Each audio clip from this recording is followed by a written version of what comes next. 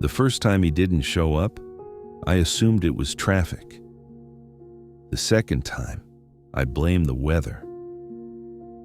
By the third week, I found myself staring at the empty chair across from me and at the faint blue glow leaking from under my office door, where my phone screen lay face down on the desk.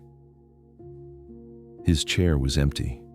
His screen, somewhere, was not. I've been practicing psychotherapy for 23 years, long enough to know that absence is a language, and long enough to misread it anyway. But let me take you back to the first session, when the chair was still occupied. He arrived early, I remember that, punctual to the point of vanishing, sitting in the waiting room with his shoulders curved inward, like parentheses around a secret. When I opened the door, he didn't look up. Not right away. His gaze was fixed somewhere past my left shoulder, as if I were translucent. His name was Aaron, 29 years old, software developer, remote work, remote life.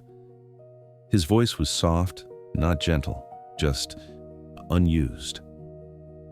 He sat down and folded his hands in his lap, the way you might arrange objects on a shelf, carefully, symmetrically, so they wouldn't touch.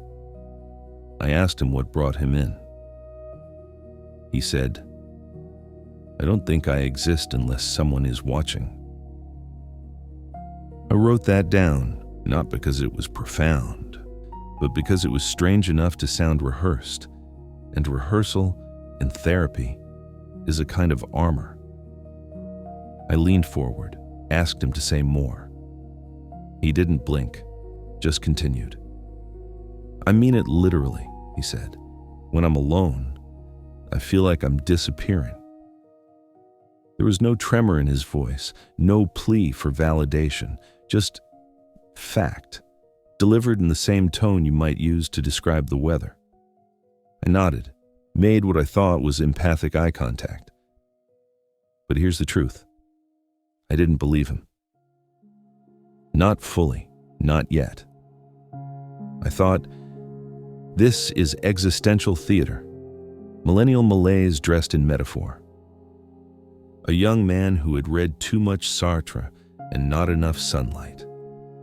I asked about his childhood, his relationships, his sleep, his diet. All the usual coordinates we use to map a life.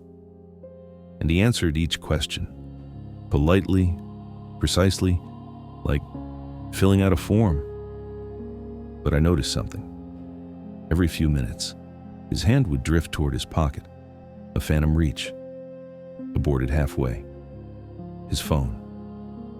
He never took it out, but I could feel its gravity, the way you feel a storm before it arrives. At the end of the session, I gave him my standard closing, validated his courage, suggested we meet weekly, handed him an appointment card. He took it, folded it once, twice, until it was small enough to vanish into his palm. And then he said something I should have written down, but didn't. "Do you think it's possible to be homesick for a place that doesn't exist?" I smiled, said something clinical, something about longing and displacement, but I should have asked, "Where do you go when you're not here?" He came back the following week, and the week after that.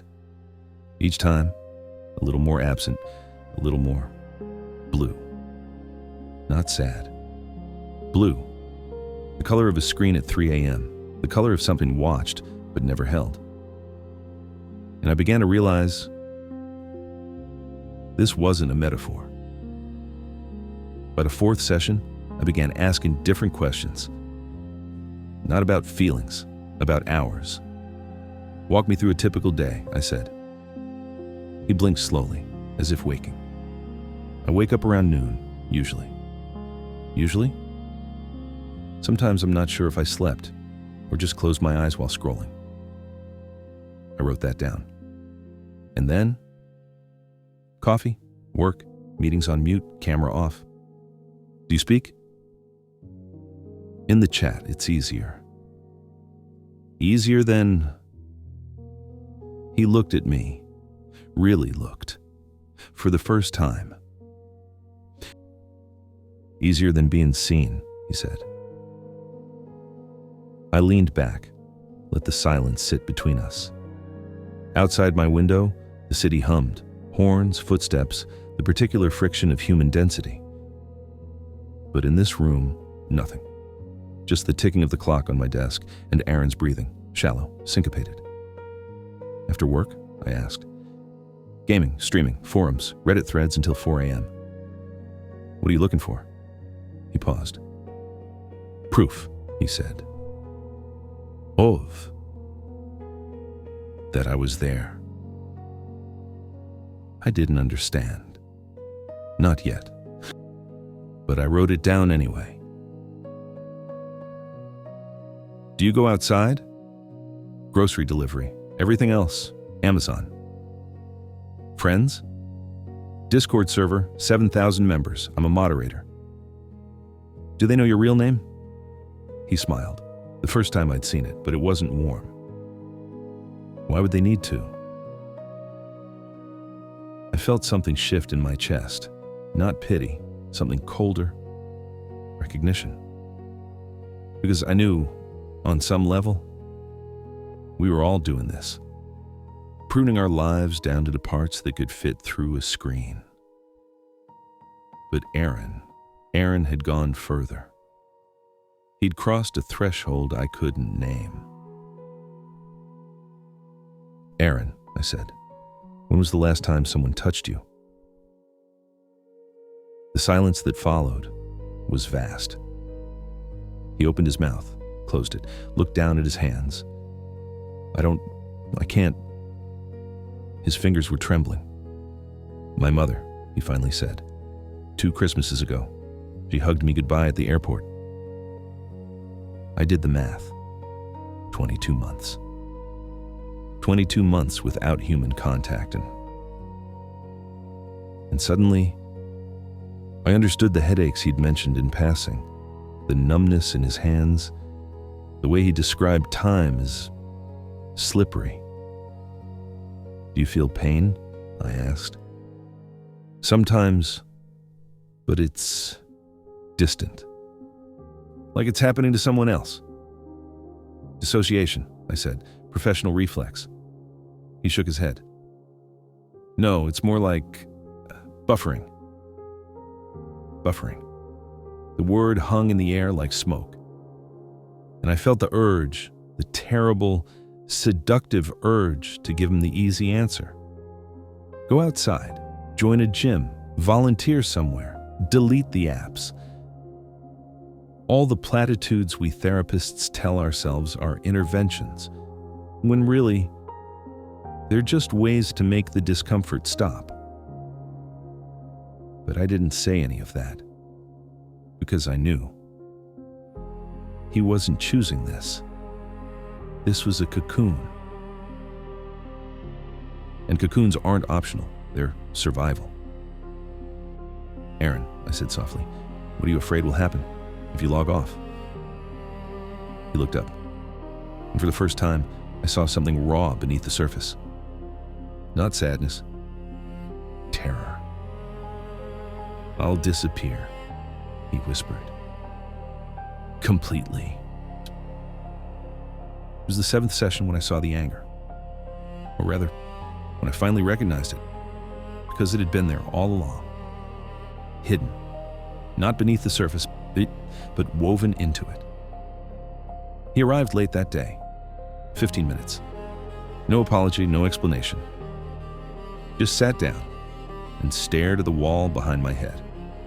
How are you feeling today? I asked. Standard opening. Safe. He didn't answer immediately. Just kept staring. And then, very quietly, he said, do you ever think about how easy it would be to just not come back? My pen stopped moving. Not come back here? I asked. To therapy? He shook his head slowly. not come back anywhere. The air in the room changed, thickened. I put my pen down, leaned forward. "Aaron, are you thinking about hurting yourself?" He laughed. Not a real laugh, a sound. Hollow. "Hurting myself?" He finally looked at me. "Dr. Hart, I stopped existing months ago. You can't hurt something that isn't there." I should have known what to say. 23 years, hundreds of patients. But in that moment, I felt the script dissolve in my hands. "You're here," I said, "right now, in this room. You exist." His jaw tightened. "Do I?" He pulled out his phone. The first time in 7 sessions. Held it up between us like evidence. "This is where I exist," he said. 14 hours a day, 17 on weekends, every comment, every upvote, every notification. His voice was rising. Not loud, but sharper. "That's where people see me. That's where I matter. Here." He gestured at the space between us. "Here I'm just meat in a chair." I felt something cold move through my chest. Not fear. Not yet. Recognition, again. Because he wasn't wrong. In his world, presence was measured in pixels, in timestamps, in the quantifiable proof that someone, somewhere, had witnessed him. "Aaron," I said carefully, "that anger you're feeling, can we talk about it?" "I'm not angry." "You sound angry." "I sound alive," he said. And there it was. The paradox. He felt most real when he was furious. But fury requires a target. And his was everywhere. And nowhere. "Who are you angry at?" I asked. He didn't hesitate. Everyone. Everyone who says, "Just go outside, just make friends, just be normal." His hands were shaking now. As if I didn't try, as if I didn't spend years trying to fit into a world that feels like wearing someone else's skin. I nodded slowly. "And online, it doesn't feel that way?" "Online," he said, "I can be anything or nothing, and no one asks me to explain." He put the phone back in his pocket, looked at me, and for the first time, I saw something that made my breath catch. Not sadness, not rage, calculation. "Do you know what the longest I've gone without checking my phone is?" "No." 47 minutes, he said, "last year during a power outage." He paused. I thought I was going to die. I felt my pulse quicken. "Aaron, what happens if you're forced offline, if the power goes out again?" He smiled. That same smile from before. Cold. Practiced. "Then I guess we'll find out if I'm real." The session ended 10 minutes early. He left without scheduling another appointment. And I sat in my office, staring at the empty chair, realizing he wasn't just withdrawing. He was rehearsing his absence. 3 weeks passed. No call, no email, no rescheduled appointment. Just silence. At first, I told myself it was normal. Patients drop out. It happens. Resistance, avoidance. The work gets too close. They vanish for a while. Sometimes they come back. Sometimes they don't. But Aaron felt different. I kept seeing that smile. Cold, calculated. "We'll find out if I'm real." I called him, week 4. Left a message, professional, warm. "Just checking in. When you're ready, the door is open." No response. Week 5, I called again. This time, my voice was tighter. Aaron, I'm concerned. Please let me know you're okay. Straight to voicemail. Mailbox full. Week 6, I did something I rarely do. I Googled him. His name, his city, keywords, software developer, missing person, obituary. Nothing. Nothing in the news, nothing on social media. And then I remembered. He didn't use his real name online. I sat at my desk, staring at the empty chair, the one that had been empty for 6 weeks, and I felt something I hadn't felt in years. Fear. Real fear. Not for myself, for him. Because I realized, if something happened to Aaron, if he simply stopped, would anyone know? His mother, 2 Christmases ago. His co-workers, who only knew him as a username in Slack. His 7,000 Discord friends, who didn't know his real name. He had engineered a life where disappearance was seamless. I thought about calling the police, but what would I say? My patient missed his appointments? That's not a crime. That's not even unusual. I think he might hurt himself. Based on what? A metaphor? A smile? I had no evidence, no explicit threat. Just a feeling. And so I did the only thing I could. I wrote an email. I spent 2 hours on it. Drafting, deleting, redrafting. Trying to find the words that would... What? Convince him to come back? Prove that someone cared? Tether him to something real?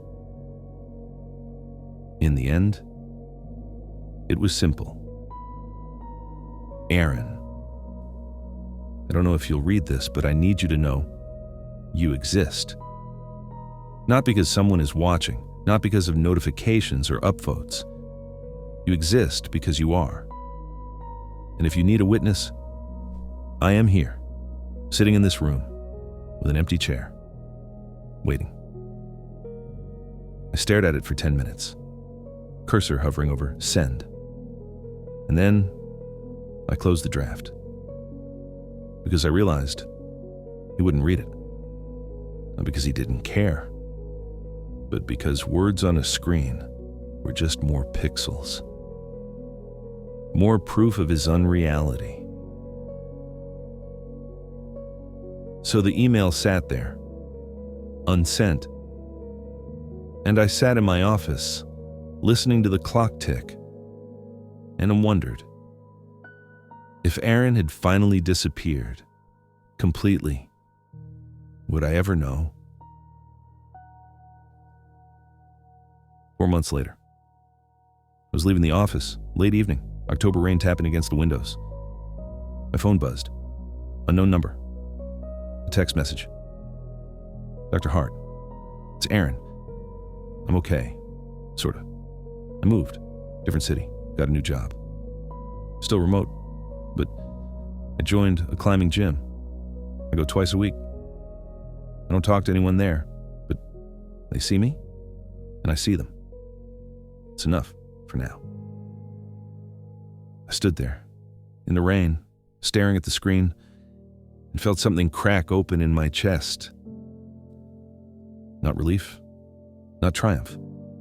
Something smaller, quieter. Gratitude? I typed back. Thank you for letting me know. The door is still open when you're ready. He never replied, and he never came back. But sometimes, late at night, when I'm closing up the office, I think about him. Somewhere in a climbing gym, chalk on his hands, sweat on his forehead, feet on solid ground. Not talking, not performing, just there. And I think about that empty chair, the one that taught me that insight is not power, that understanding is not healing, that sometimes the best thing we can do is simply hold space and wait. Because connection, real connection, isn't something you can engineer. It's not transactional, not measurable. It doesn't fit in notifications, or upvotes, or carefully curated profiles. It's awkward, uncertain. It requires being seen when you don't feel real, and being held when you've forgotten what touch feels like. Aaron taught me that. Not through words, not through healing, but through absence. Through the empty chair. That forced me to ask, what does it mean to witness someone when they've vanished into their screen? I don't have an answer, not a clean one. But I know this. Every week, I still sit in that chair, across from other empty chairs. Other patients who arrive, looking past me as if I were translucent. And I don't try to fix them. I don't hand them platitudes. I just sit and wait and let the clock tick. Because sometimes the greatest gift we can give is to be present for someone who's forgotten what presence feels like. The chair is empty tonight, but somewhere out there, Aaron is climbing, hand over hand, towards something solid. And that is enough.